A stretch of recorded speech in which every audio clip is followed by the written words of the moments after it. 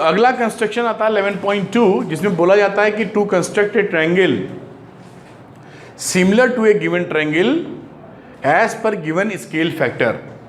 तो पहले में समझ में आना चाहिए कि स्केल फैक्टर क्या होता है। तो स्केल फैक्टर क्या होता है रिया, कि मान लीजिए एक हमारे पास ये ट्रायंगल है ए बी सी, और दूसरा एक ट्रायंगल जो हम बना रहे हैं वो बनाया हमने, हम डॉटेड लाइन से शो कर देते हैं, इसको लिख देते हैं A dash B dash C dash.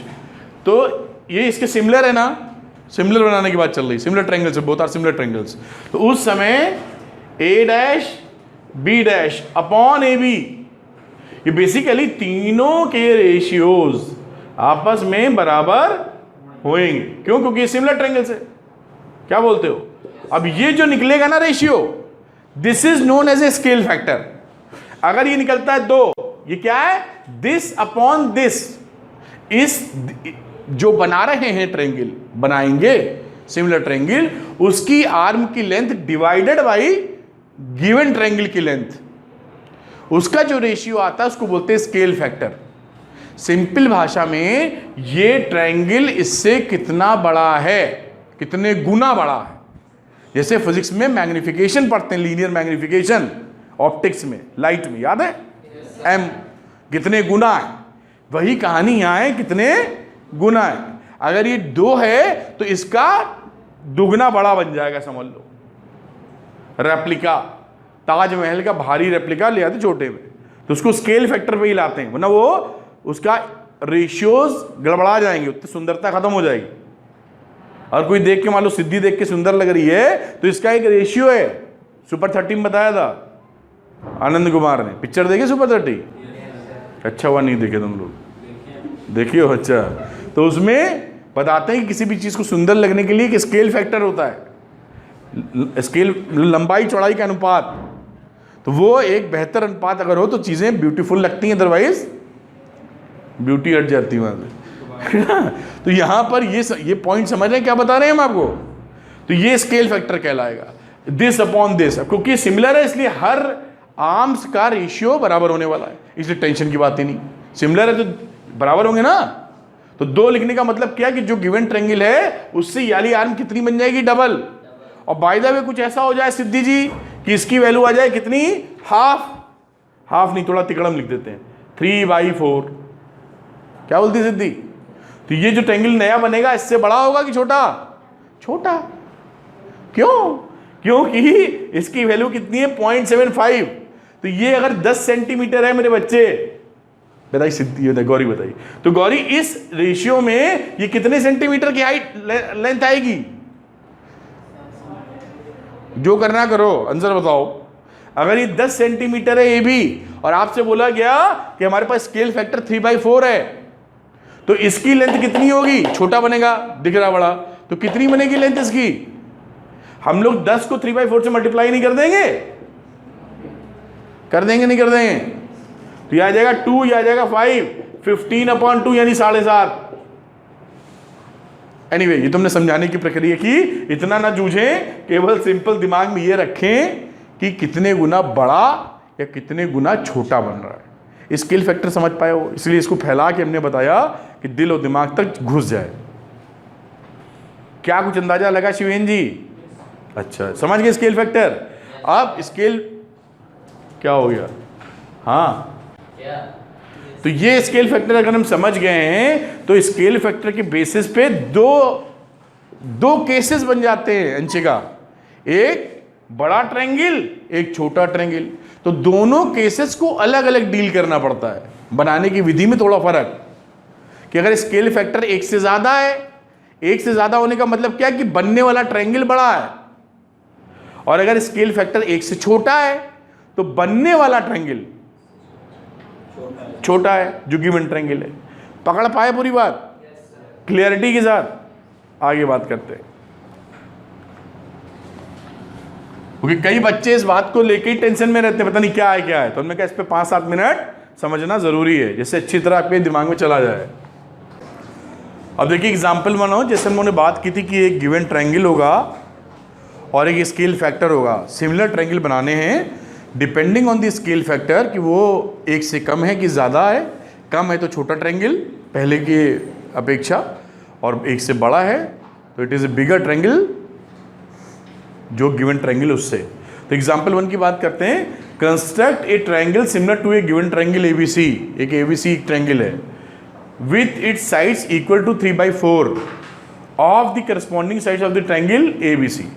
एक ऐसा ट्रायंगल बनाना है जो गिवन ट्रायंगल ABC से स्केल फैक्टर 3/4 पे हो। 3/4 है इसकी आर्म। 3/4 क्या बताता है? एक से छोटा है ना। तो ये एक केस है एक से छोटा वाला, और एक केस होगा एक से बड़ा वाला। तो छोटे वाले केस को हम डील करते हैं। देखिए साहब, लिखा है गिवन ए ट्रायंगल ABC।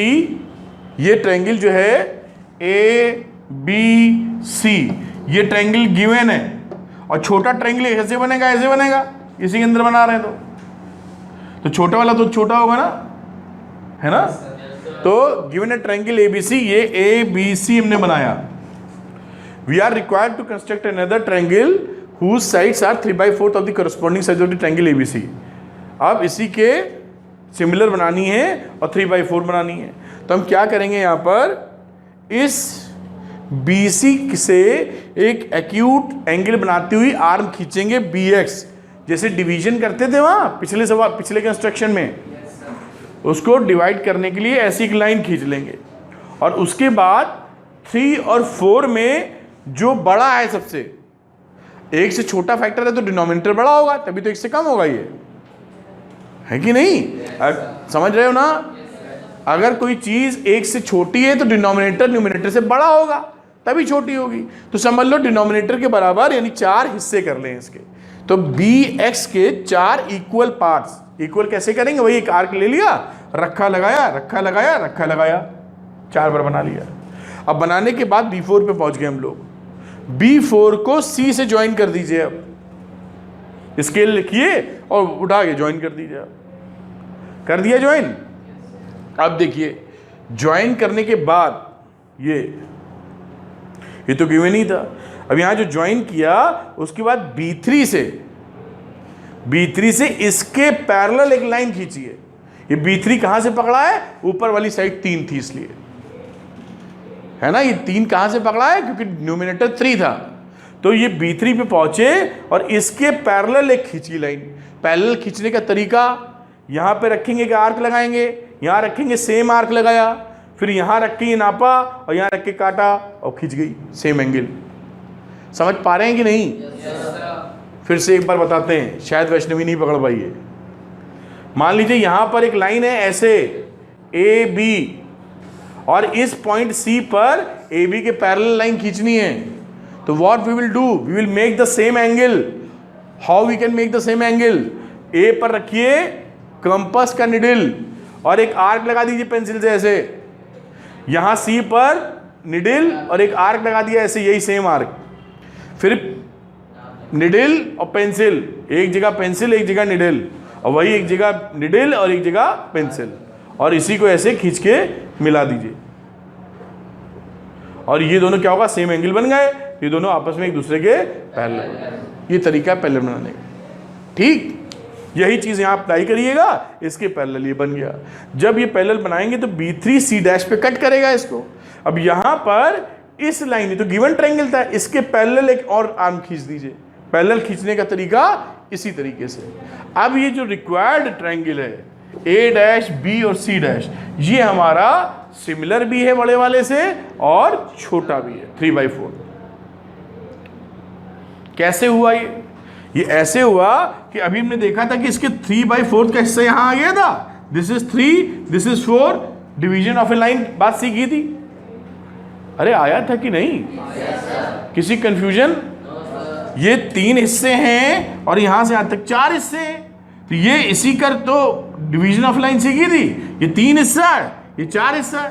ठीक, और ये बड़ा ट्रायंगल और छोटा ट्रायंगल आपस में सिमिलर है। क्यों सिमिलर है? ये एंगल है सेम, और ये पैरेलल है तो ये एंगल इसके सेम, और पैरेलल है तो ये भी एंगल इसके सेम। तो डबल ए क्राइटेरिया के बेसिस पे दोनों सिमिलर है। अब सिमिलर होने का मतलब क्या है कि ये तीनों रेशियो प्रोपोर्शनेट होंगे। तो ये हिस्सा 3 और ये हिस्सा 4, इसी तरीके से बाकी का ले लेंगे तो सब 3/4 चलने लगेगा। क्या आप समझ पाएंगे? अच्छे से पकड़ पाएं? तो ये कहानी किसकी थी, यही जो कि स्टेप्स ऑफ कंस्ट्रक्शन लिखा वो भी दिखा देता हूँ आपको। ये स्टेप्स ऑफ कंस्ट्रक्शन है, जो बातें करी गई हैं उसी को लिख दिया जाता है simply. Draw any ray B X, ये देखिए B X making an acute angle with B C, इस बी सी से एक एक्यूट एंगल बनाती हुई line on this side opposite to the vertex. Vertex, ये वर्टेक्स था, इसके अपोजिट साइड खींच लीजिए, जैसे लाइन खींचते बने, ठीक है। फिर वर्टेक्स ए के अपोजिट खींच लिया आपने। दूसरा क्या है, locate 4 the greater of 3 and 4, 4 equal points B1 B2 B3 B4 और BX सो दैट ये सारे आर्क बराबर रहे, आर्क लगाते चले जाओ। Again join B4C and draw a line through B3, the third point 3 being smaller of 3 and 4, बड़े वाले का काम बाहर से, छोटे वाले का काम अंदर से, है ना। पैरेलल टू B4C, इसके पैरेलल खींच लिए B4C BC eight C dash, और इसके बाद फिर से पैरेलल। इसके बाद draw a line through C dash, इस C डैश से draw a line C dash parallel to the line CA, इसके पैरेलल लाइन खींच ली, ये इसके पैरेलल थी और ये इसके पैरेलल, ठीक है। Then A dash B dash C dash is the required triangle. कैसे हुआ, वो है बाय कंस्ट्रक्शन, हमने देखा B डैश BC डैश और CC डैश क्या है 3:1, या कह सकते हो 3:4 पूरा, है ना। और फिर वही बातें इन्होंने करके दिखाई हैं जो बहुत ज़्यादा लंबी लगती है, और हम समझ ही रहे कि रेशियो सिमिलर ट्रायंगल है, बराबर है। तो अगर ये 3:4 है तो ये सबका 3:4 होता नहीं चला जाएगा। समझ पाया हो कि कंफ्यूजन लगता है, समझ गए हो ना। तो ये जो ये थोड़ा हटा के दिखाया, इसको समझने की जगह वही समझे, वो ज़्यादा सरल लगता है। समझ पाए हैं, 2 सिमिलर ट्रायंगल्स में सारे रेशियोज बराबर होते हैं उसके साइड्स के। तो अगर एक का आ गया 3:4 तो इस वाले का भी क्या आ गया 3:4, और इस वाले का भी हो गया 3:, ये कह रहा। वैष्णवी ठीक है, डाउट हो तो पूछ सकती हो। अब अगली बात हम लोग करेंगे राजनंदिनी, स्केल फैक्टर जब 1 से बड़ा हो। ये स्केल फैक्टर 1 से छोटा था तो बड़े वाले ट्रायंगल, गिवन ट्रायंगल से छोटा ट्रायंगल बनाए। अब हमें बड़ा बनाना है, स्केल फैक्टर 1 से ज़्यादा, 1 से ज़्यादा कुछ भी हो सकता है, 2 भी हो सकता है, 1.2 भी हो सकता है।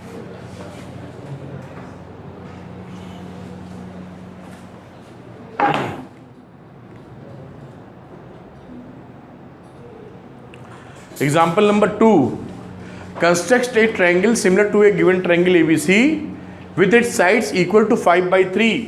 5/3 क्या हो गया, 1 से बड़ा ना, 5 को 3 से डिवाइड करो तो 1.6, ठीक है, 1 से बड़ा है। Scale factor 5/3। अब देखिए इसमें कंस्ट्रक्शन कैसे करेंगे आप। तो गिवन ए ट्रायंगल, ये देखिए ABC है, अब जो ट्रायंगल बनेगा बड़ा वाला वो बड़ा बन जाएगा ना, जो रिक्वायर्ड है, क्योंकि स्केल फैक्टर 1 से ज़्यादा है।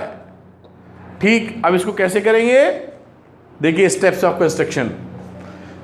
पहले हम वही करेंगे, एक BX लाइन खींच लेंगे जो एक्यूट एंगल बनाती हुई वर्टेक्स A के अपोजिट होगी। ये वर्टेक्स ABC हमारा कौन सा ट्रायंगल है, गिवन। A के अपोजिट साइड में BX एक लाइन खींचेंगे जो कि BC के से एक्यूट एंगल बनाती हुई हो, और उस पर क्या करेंगे 5 पॉइंट लोकेट करेंगे, द ग्रेटर ऑफ 5/3। 5 और 3 में जो बड़ा है, वहां भी 3 और 4 में जो बड़ा था, तो बड़े वाले 5 है तो 5 पार्ट, इक्वल पार्ट खटाखट निकाल लिए। उसके बाद ज्वाइन B3। अब ये B3 क्योंकि छोटा है ना, तो B3 को C से कनेक्ट करेंगे।